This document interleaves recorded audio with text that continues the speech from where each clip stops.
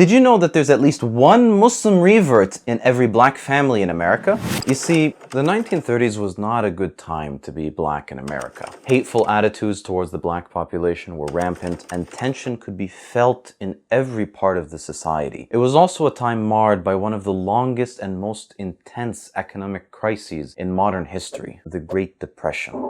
African Americans began to migrate in waves from the southern states to industrial cities in the north, hoping to find work. But this only added fuel to the fire, as jobs in these cities were already scarce enough as it was. There were protests, riots, stores were burned down, people were injured, and some people were even killed. And it was within this environment of chaos and violence that a mysterious man by the name of Wallace Fard Muhammad arrived in Detroit. No one knew who he was or where he came from. In fact, Wallace may not have even been his real name. FBI has records of him using 57 other aliases. And just like a salesman, he went from door to door and started preaching to people about a new religion he liked to call Islam. He managed to get around 30 close followers over a few years, but just as he arrived in Detroit, he disappeared without a trace.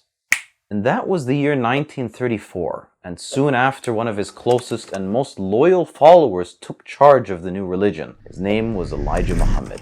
You see, both Wallace and Elijah called the new religion Islam, but if you take a closer look, you'll find something completely different. They preached that white people were a race of devils created by an evil scientist named Yaqub some 6,600 years ago, and that Allah had come to America in the form of Wallace himself to remind the black people that they were the true inheritors of the earth. And while it may seem like a crazy cult from the outside, it gave reason for why the white man was so cruel to the black man. It gave purpose to the black people of America, and it reminded them of how the American slave trade was prophesied in the Bible, according to him, of course. What they had invented was definitely a new religion, and although they had many words that were related to Islamic concepts, none of these beliefs were truly Islamic. Nonetheless, they still called themselves the Nation of Islam. Elijah's message of black supremacy was quickly gaining followers in the black neighborhoods of America. Perhaps its most important follower, though, was the man whose story you don't know.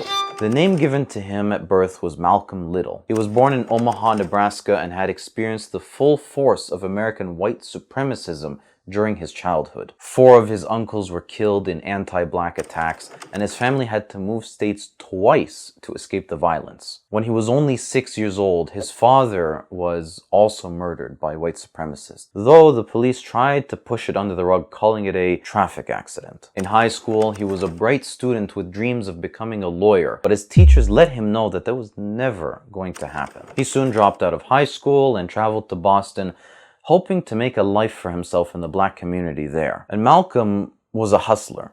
He got involved with drug selling and pimping, armed robbery, and he made a name for himself in the process while also getting the attention of the police. In 1946, at the age of 21, he was arrested and sentenced to 10 years in prison. And that's where he learned about the Nation of Islam. His brothers had already joined the nation, and they would constantly send him letters telling him about this new movement. Malcolm Little began writing his own letters to Elijah directly, who in fact wrote back to him frequently. And Elijah managed to convince him to give up his evil ways. Over the years, this had an influence on Malcolm, and he began while in prison by giving up smoking and pork. He also started praying to Allah, worshipping Him and asking Him for His guidance. Malcolm Little joined the Nation of Islam and changed his last name, erasing the name given to his ancestors by their slave master and instead adopting a single letter in its place. His name was Malcolm X. In 1952, Malcolm was released early from prison.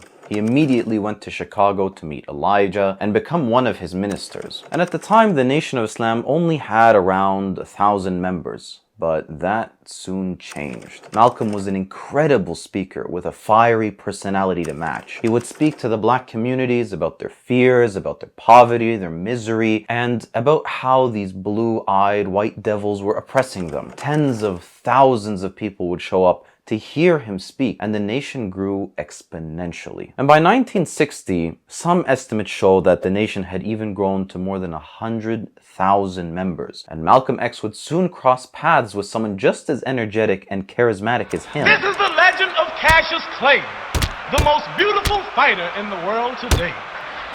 Cassius Clay was an up-and-coming star in the boxing world. He was fast, he was pretty, and he had a devastating punch.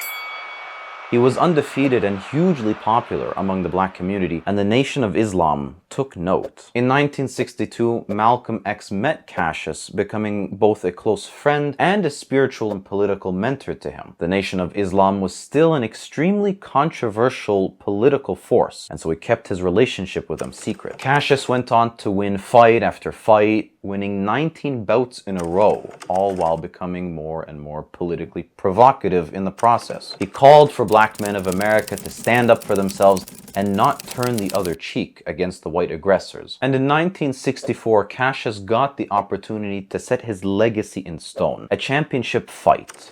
The odds were against him. His opponent was a 7-1 favorite. Cassius was the underdog. And yet, he completely dominated in the ring. And after the fight, Cassius found a new confidence in himself and announced to the world that he had joined the Nation of Islam. And just like Malcolm X before him, he changed his name from Cassius Clay to Muhammad Ali. A few weeks after Muhammad Ali had become the world champion, Malcolm X flew across the ocean to Mecca for Hajj. And what he saw there changed him forever. Now remember, Malcolm X had been part of the Nation of Islam, and although there were some concepts such as Allah, the Quran, Prophet Muhammad, peace be upon him, Hajj, fasting, all these things, they originally came from Islam, but they were completely distorted by the nation. It was a black supremacist cult. Only black people could be Muslim, and they were better than all other races. So imagine how Malcolm X felt when he stood in front of the Kaaba in his ihram. In front of him was a sea of people from every country on earth,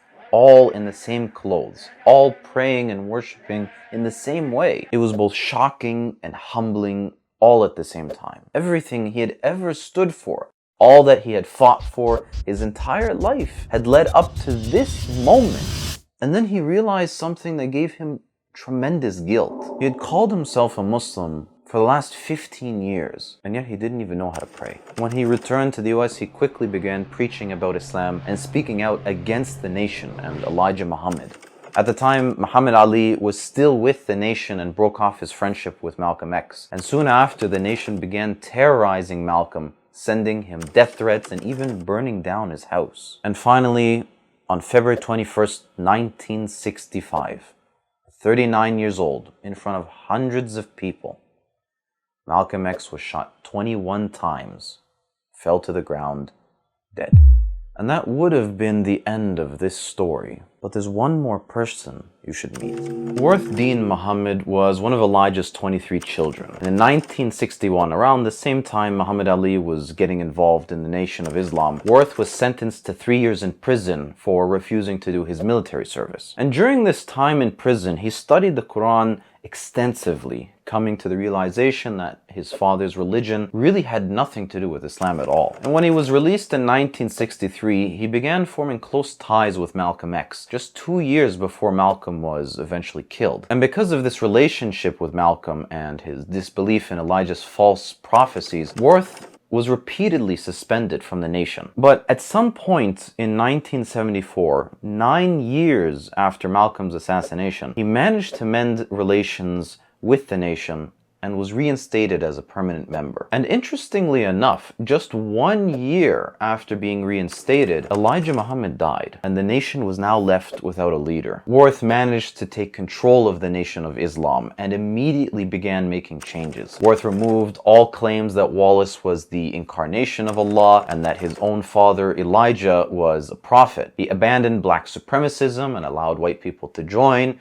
Temples were changed into mosques, ministers became imams, and the paramilitary wing of the nation was completely disbanded. Yeah, the nation had their own mini army. I just thought I should mention that. And most of these mosques stayed loyal to Worth and were willing to turn towards the practices and the beliefs of Islam. There was only one minister, Farrakhan, who rejected these reformations, and he eventually split off from the rest. Over time, Worth managed to transform all of the nation's mosques towards Islam, and in 1985 he disbanded the Nation of Islam altogether, leaving each mosque to maintain the authentic teachings of Islam on its own. In the span of only 10 years, Worth brought hundreds of thousands and potentially millions of African Americans into the Muslim community, to the point where it is said that there is a Muslim in every black family in America because of him. I mean, just think, 20% of the entire Muslim population in the US is African American, and half of them are reverts. And that's not even mentioning the children of those reverts who are now born into Muslim families. It was a monumental moment in the history of Muslim Americans and a huge blessing for the ummah. And it was all because of the efforts of these three great men and their sincerity towards the people and towards the religion of Islam. Now, there's a couple of things I should mention before I wrap up this video. When Malcolm X was killed, Muhammad Ali was still on the side of the nation and black supremacy and all this, as I mentioned earlier. And he wasn't really a Muslim yet. But later on, he converted to Islam because of all those reformations that Worth had made. And he later said he deeply regretted ending his friendship with Malcolm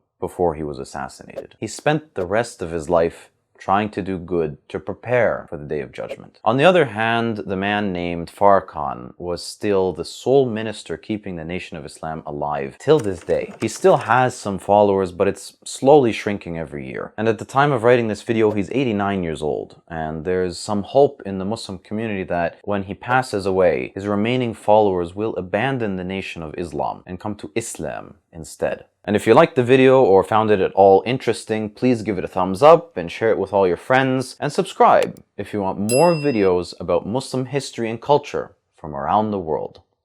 Muhammad Ali used to say what? I'm the greatest. When I met him in Riyadh, Alzheimer's had already set in and he had difficulty speaking, but slowly he could speak. He said to me, you know, the best thing that ever happened to me was Alzheimer's. If that hadn't happened to me, I would have gone to my grave thinking I was the greatest, which is shirk. Allah humbled me. I was not the greatest. He humbled me.